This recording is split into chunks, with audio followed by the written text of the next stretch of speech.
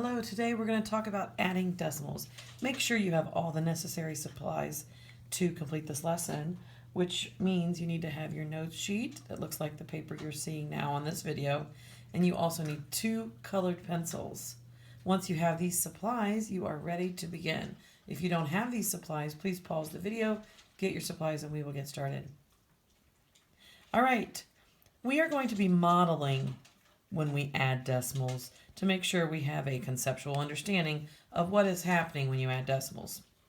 First of all, we're going to pick one color, so select one of your colors of colored pencils to represent the first add-in. So in my case, I'm going to be using, for the purpose of this video, this yellow highlighter to represent the first add-in of 1 15/100. And for this video, for the second add-in, 46/100, I'm going to use this green highlighter. So what I'm going to do is anything related to the first add-in, 1 15/100, I will be using this yellow highlighter to highlight on these decimal grids. And anything related to the second add-in, I'll be using the green. I want you to follow along with me on your note sheet. Even though your note sheet already has a couple different shades of gray, I want you to go over top of these shades of gray with your colored pencil. All right, first we're going to represent 1 15/100, but instead of shading the entire 1 15/100 decimal right away, we're going to break it up. We're going to decompose 1 15/100, and we're going to break it up by place value. First, by shading what's in the ones place. You'll notice that in the first decimal, I have 1 hole in the ones place. That means for this first grid, I have to shade one whole grid. So right now I'm shading 10/10, which is 1 hole. By shading the whole first grid, I have now represented this 1 right here in the first add-in in 1 hole. Now I'm going to go to my second add-in and go ahead and shade whatever's in the ones place of the second add-in. But if you look at the second add-in, I don't have anything in the ones place. That means there are 0 holes or 0 in the ones place. So I don't have to shade any holes green. So I'm going to go back to my first add-in. Notice how I'm going back and forth between the 2 add-ins, place value by place value. And now I'm going to look at the 10ths place. In the 10ths place in the first add-in, you'll see that I have 1/10. That means I've already shaded this whole decimal grid, 1 hole. So I know my answer is going to be larger than 1 hole. So now I'm going to move to the second decimal grid, and I'm going to shade for that first add-in 1/10. Or 1 rod. So this yellow represents the 1/10 in the first add-in. Now I'm going to go back and look at the 10ths place in the second add-in. In the second add-in, you'll see that I have 4/10. So I'm going to go with my second color, and I want you to do the same. I want you, with your second color of colored pencil, to go ahead and shade 4/10 to represent the 10ths in the second add-in. All right, now I've shaded the ones, what's in the ones place for both add-ins. I've shaded what's in the 10ths place for both add-ins. Now I'm moving on to the 100ths place. You'll see in my first add-in I have 5/100. So I'm going to go ahead with the first color, back to my yellow again, and now I'm shading hundredths, which are these units, okay, these smaller sections. And I'm going to shade a total of 1, 2, 3, 4, 5. So with your pencil, go ahead and go over top of those 5/100 with your first color. And now I'm going to look at the 100ths place of the second add-in. In the second add-in, I have 6/100. So I'm going to shade 6/100, or 6 of these little units. 1, 2, 3, 4, 5. And those 5/100 added with the other 5/100 completes that whole 10th there. I just shaded another complete rod. And then I need to shade my 6/100, and I'll shade him down here at the bottom to kind of keep them together. So now I've shaded the 6/100 of the second add-in. So now you can see that the sum, which is the answer when I add these 2 decimals together, is now represented by everything that I've shaded. So now the total answer is everything, the grand total of what I've shaded. So let's take a look and see what that is. First of all, I know I shaded one hole, so my answer is going to be one hole. Now let's look and see how many rods or how many tenths I shaded. 1, 2, 3, 4, 5, 6. I've shaded 6 tenths total. And then now this little extra piece here is 1/100th. So my final answer is 1 61/100ths. Remember, I decomposed those two add-ins and shaded them one place value at a time, going back and forth between the two add-ins. Another way to model decimal addition is with the use of what we call an open number line. Open number lines are kind of neat because unlike some of the traditional number lines where the benchmarks are already laid out for you ahead of time and the benchmarks are always expressed with equal intervals, open number lines are a little different.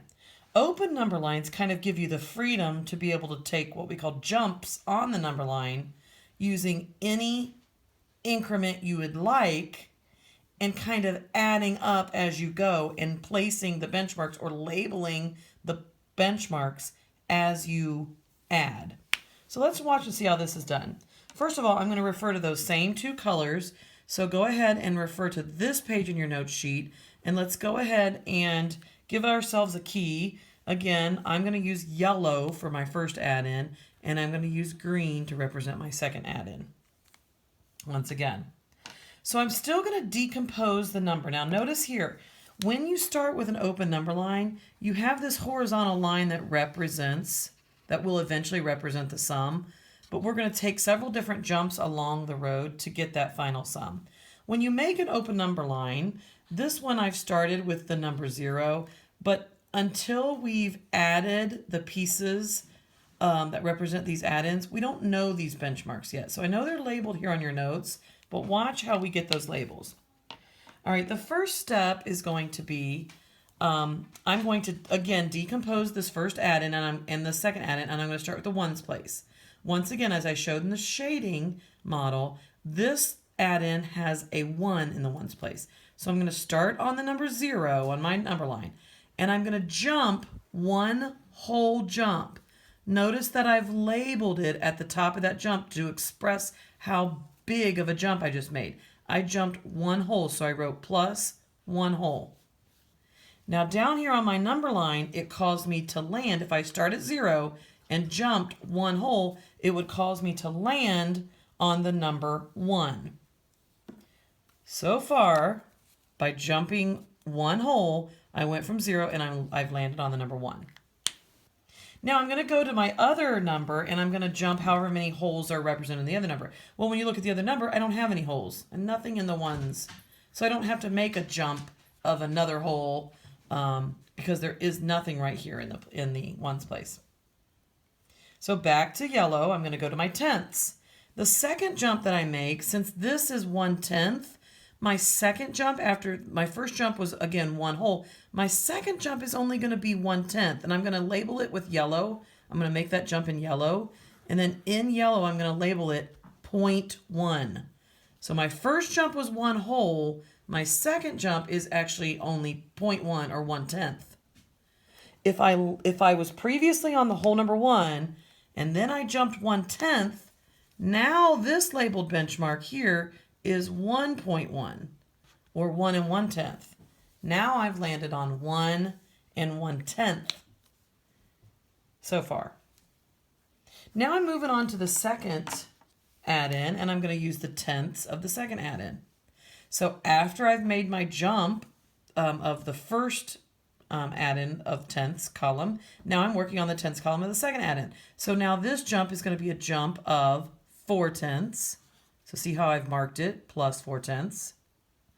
If I had previously landed on 1 1/10, and I just made a jump of 4/10, I've now landed on a benchmark of 1 5/10, because 1 1/10 plus 4 more tenths equals 1 5/10. And you can even count up for that. 1 1/10, 1 and 2 tenths, 1 and 3 tenths, 1 and 4 tenths, 1 and 5 tenths. If I add 4 more tenths to 1 and 1 tenths, it would land me on 1 and 5 tenths. Now, I'm going to go back to yellow for my first add-in, and I need to make a jump of 5/100ths this time. So I'm going to go back to yellow and make that smaller jump, because this time I'm only jumping by 5/100ths. If I was previously on 1 and 5 tenths and made a jump of 5/100ths, I'm now only 5 more hundredths away. So the 1 and the 5 tenths is the same, and now I've made a jump of only 5/100ths. So now, look at your notes. You've landed on 1 and 55/100ths, or 1 and the 5 tenths stays the same. I just made a jump of 5 more hundredths. And then lastly, I go back to my green add-in here, and I've got to get the 6/100ths. So my next jump is going to be another small jump. I'm only going to jump 6 more hundredths, which means that means I need to count up. I was previously at 1 and 55/100ths. Now I need to jump 6 more hundredths. So I was at 55/100ths, 56, 57, 58, 59, 60, 61/100ths. So now on the open number line, I'm at 1 and 61/100ths. So now you've seen on an open number line how the answer to 1 and 15/100ths added to 46/100ths equals 1 and 61/100ths. And again, we showed that this time on the open number line by, again, decomposing the two add-ins, making open jumps on an open number line, going place value by place value. After you've modeled those in the different ways, now let's take a look at what the standard algorithm is for adding. Well, first of all, you can see that with the standard algorithm, we've got the digits lined up. And in both models, both the open number line and the shading, you noticed how I was always working with the same place values. So when I was making jumps or when I was making shaded amount, I always started with the ones and the ones, and then did the hundredths and the hundredths. When we're doing our standard algorithm, that's the reason why you have to line up the decimal, is because it takes these two add-ins and it makes sure it confirms that you are actually adding the same place values to each other. So when you line up the decimal, and by lining up the decimal, I mean you've got the decimal right on top, wherever the decimal is in this number, I've lined it perfectly on top of where the decimal is in the second add-in. When you've lined up the decimal, what that does is it makes sure that your hundredths is lined up with your hundredths, your tenths is lined up with your tenths, and your ones are lined up with your ones. And then you just go ahead and add like it's whole numbers. 5 plus 6 is 11. I'm going to put my 1 here and carry the 1. 4 plus 1 is 5, plus 1 more is 6. Nothing to carry there. And I've got 1 plus nothing is 1. And then I'm just going to copy the decimal directly below where it was in my work. So I added my hundredths, I added my tenths, and I added my ones, and then I copied the decimal directly down. So you can see that in all three methods, I got the same answer. In the shading, I got 1 and 61/100ths. In the open number line, I got 1 and 61/100ths. And then lastly, in the standard algorithm, by lining up the decimal, lining up the digits and adding, I got 1 and 61/100ths. All right, now let's do one more example where we combine all of these methods together.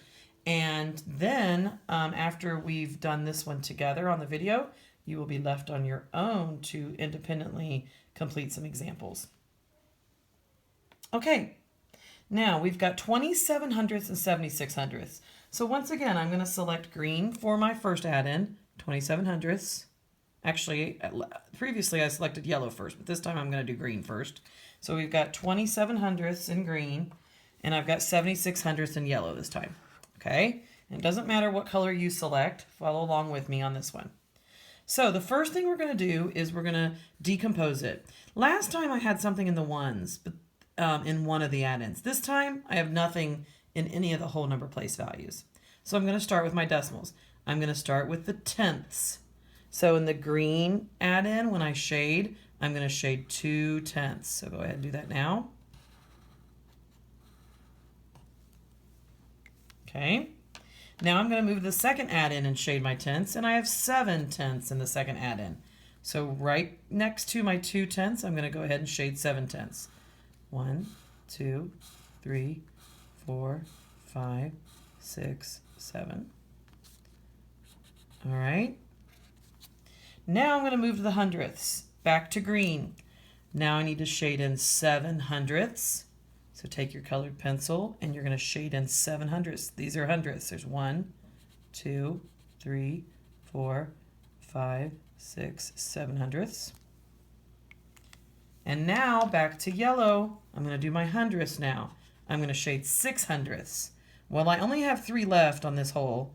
So 1, 2, 3 hundredths, 4, 5, 6 hundredths. So now I know that my sum is represented by everything I've shaded. So if we've done our models correctly, my answer should be 1 whole, because I've got that whole thing shaded. And then over here, I only have 3 hundredths shaded. Remember, it's 3 hundredths. So right here is your hundredths place. I have 1 3 hundredths should be my answer. Let's see how that looks on the open number line. On the open number line, I'm going to start with a 0, and then an open number line is open, so I'm not going to go ahead and put in benchmarks as you would a traditional number line. I'm just going to start with the number 0, and I'm going to take jumps by place value. So I'm going to start on 0, and I'm going to make my first jump. This time there's no holes, so the first jump I'm going to make is a jump of 2 tenths. So if I start at 0, I make a jump of 2 tenths, I'm going to land on 2 tenths. Okay, now I'm going to go to the yellow add-in. My next jump is 7 tenths. So my next jump I'm going to make, I'm going to label it 7 tenths. And then if I was on 2 tenths, my benchmark says that I was on 2 tenths here, and I made a jump of 7 tenths, I need to count up 7 more tenths from 2 tenths. So I've got 2 tenths, 3 tenths, 4 tenths, 5 tenths, 6 tenths, 7 tenths, 8 tenths, 9 tenths. I'm actually at 9 tenths here so far. Now I'm going to go back to my green, and I'm going to work on the hundredths. My next jump is a smaller jump, only of a distance of 7 hundredths. So if I'm at 9 tenths, and I made a jump of 7 hundredths, my tenths is still 9 tenths. But I actually went 7 hundredths. So this right here is actually 90 hundredths, and I just made a jump of 7 hundredths. So now 90 hundredths plus 7 more hundredths lands me on 97 hundredths. And then I'm going to go back to my last jump, which is 6 hundredths. So I go back to the yellow, I add 6 more hundredths, and now I need to count up from 97 hundredths, 6 more hundredths, and you can even count those up if you'd like. 97 hundredths, 98, 99 hundredths. After 99 hundredths, 1 more hundredths makes 1 whole. 1 and 1 hundredth, 1 and 2 hundredths, 1 and 3 hundredths. So 6 more hundredths would land me at 1 and 3 hundredths, which is the same as the answer we got.